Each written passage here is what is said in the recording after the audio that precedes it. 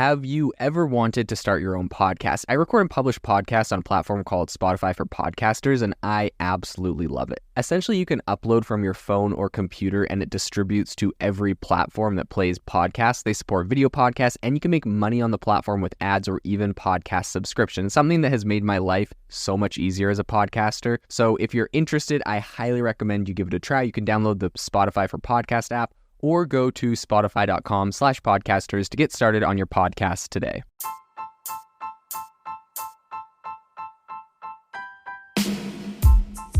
Welcome to the ChatGPT podcast. I'm your host, Jaden Schaefer. Each episode, we dive into the latest developments in the exciting field of artificial intelligence, exploring its applications and potential impacts on our daily lives.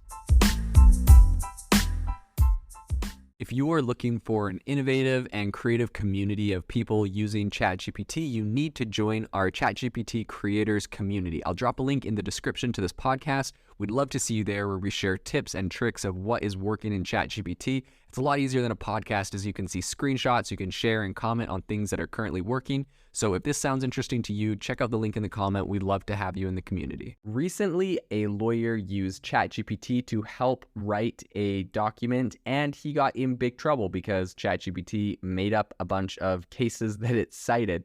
So this has, I feel like, left the overall law industry kind of reeling and re-evaluating their usage of ChatGPT and AI in general. And there's been some new laws that have recently been enacted as of just a couple days ago because of this. So today on the podcast, we are going to dive into what is happening in the law field with AI. And a lot of this actually stems back to OpenAI itself and also Sequoia Capital, one of the biggest venture capital firms in the United States, backing a company called Harvey AI. Now, Harvey AI kind of dubbed itself as,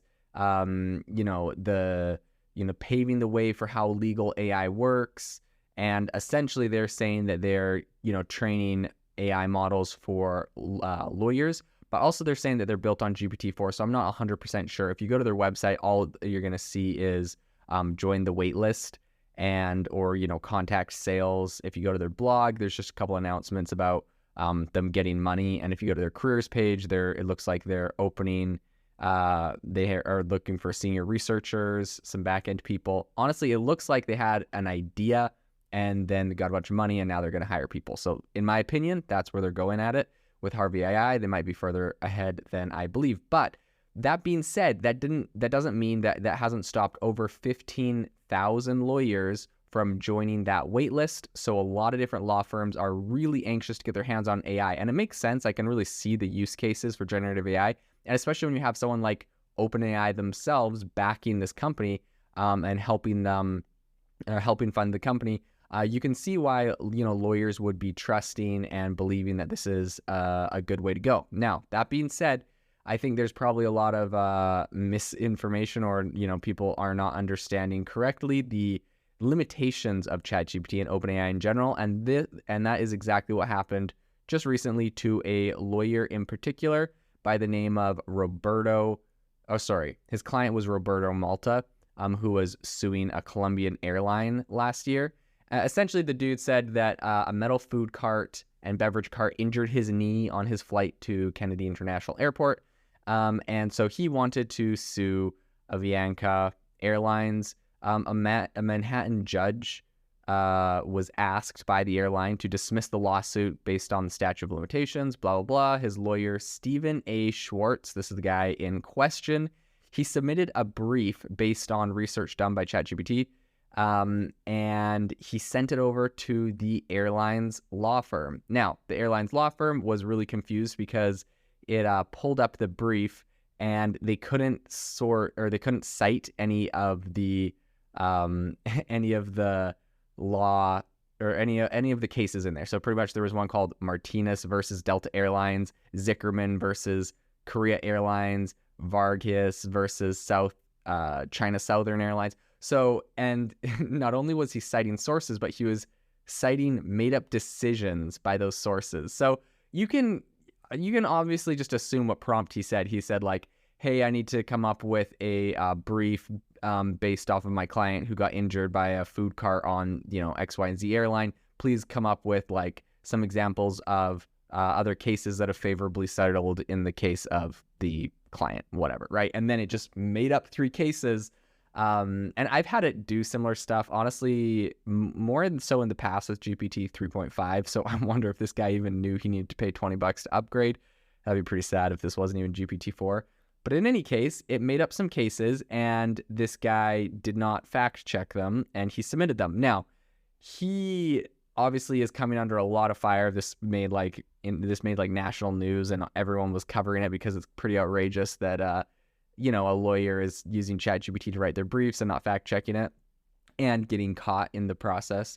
And so, what seems interesting, Avianca, the airline, their law firm, said it seemed clear when we didn't recognize any of the cases in their opposition brief that something was amiss. We figured it was some sort of chatbot of some sort. Anyway, so they go talk to the judge. Judge gets mad at him. And Schwartz then has to respond in an affidavit because now he's kind of busted.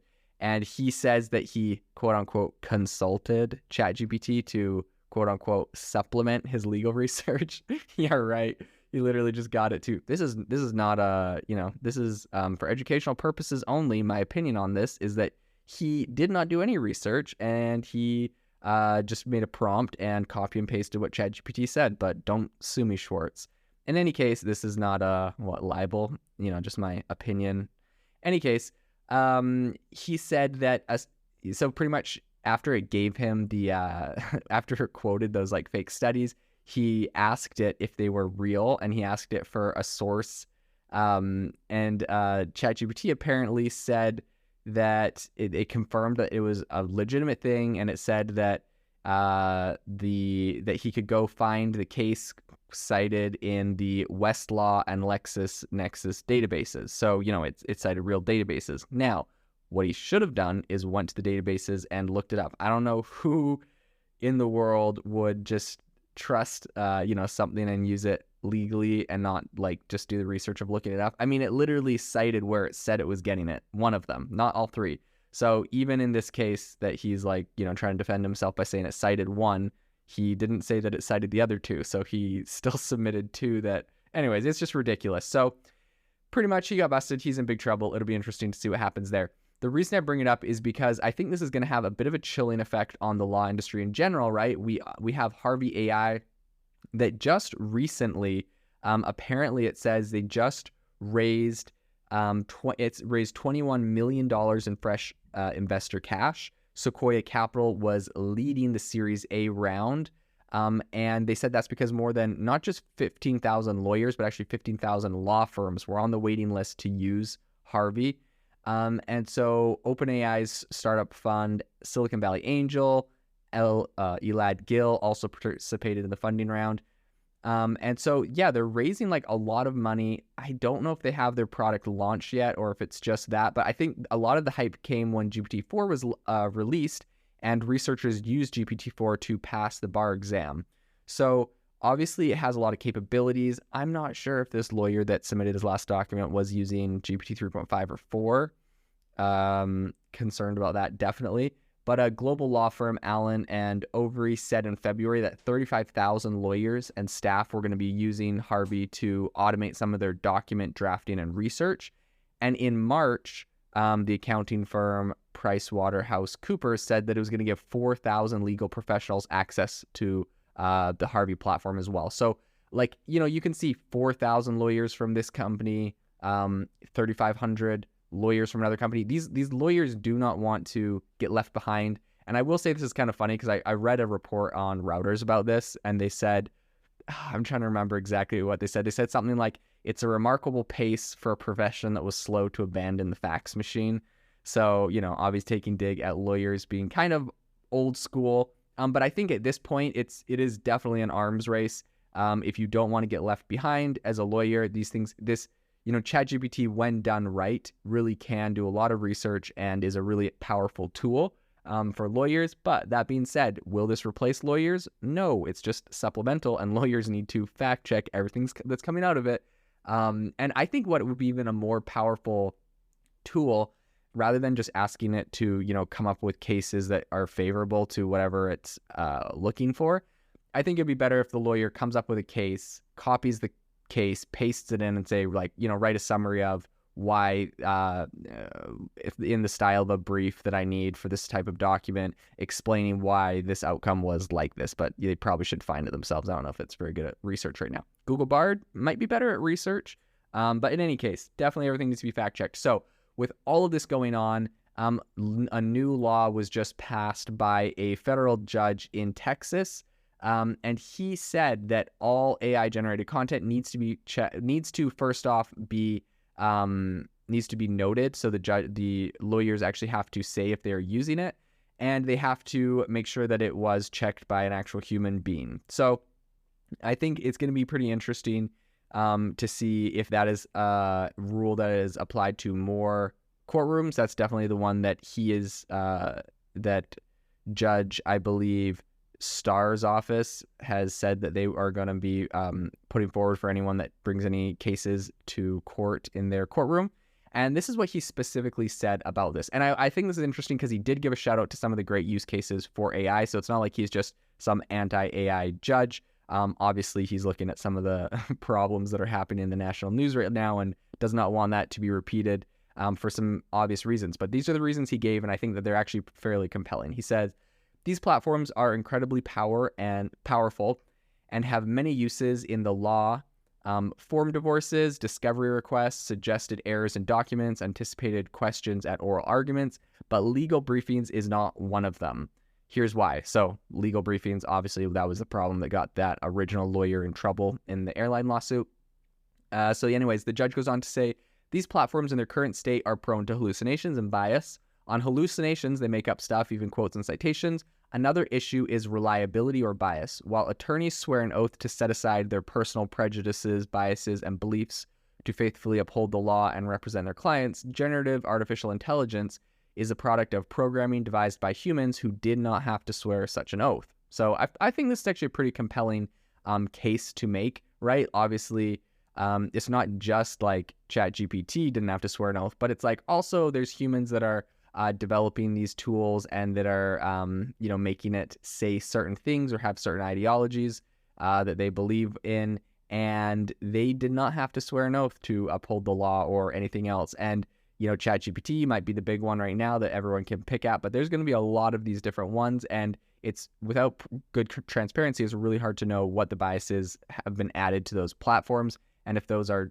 detrimental, right? Like, I mean, let me just throw like a crazy conspiracy theory or like worst case scenario that a bad actor could use. So let's say I'm China and I would like to have a negative impact on the law field in America. So I make a really powerful, I go buy Harvey, for example.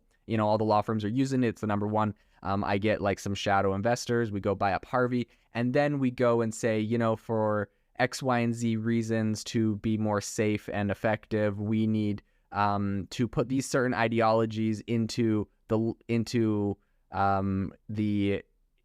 biases of the AI model and push certain narratives. And so all of a sudden, every lawyer that's using this is now getting like some sort of, slant that perhaps is more positive to the Chinese Communist Party or something. I know that sounds crazy, but like, come on, let's think about it. Like these algorithms and these AIs, all of this is possible. So I think that we do just want to protect against it and to make sure that, that still may happen, to be honest. That would be interesting. It's not like it hasn't happened in other areas in the world and in capitalism and corporations and whatnot. So in any case, I think this is one issue that we do need to be aware of as far as the biases of these. Anyways, the one judge, though, he did have one other thing to say. He said, as such, these systems hold no allegiance to any client, the rule of law, or the laws and Constitution of the United States. Unbound by any sense of duty, honor, or justice, such programs act according to the computer code rather than convictions, yada, yada. So you get the picture. I think this is going to be really interesting to see what happens in law if this entire case and this law that, kind of blew up in this one lawyer's face are going to have a chilling effect on law. Probably a good thing that Harvey already raised their money because I don't know if they'd be able to get more. at the moment, but perhaps they will, and this is definitely an area we'll continue to watch. The innovation in AI right now is absolutely exploding. If you want to stay on top of all the insane disruptions and innovation that's happening right now, you need to subscribe to our newsletter on AIbox.ai. We send you daily everything that is happening, the news and the crazy advancements in AI technology straight to your inbox for free every single day. So go to AIbox.ai, subscribe, and stay ahead of the curve on the world of AI.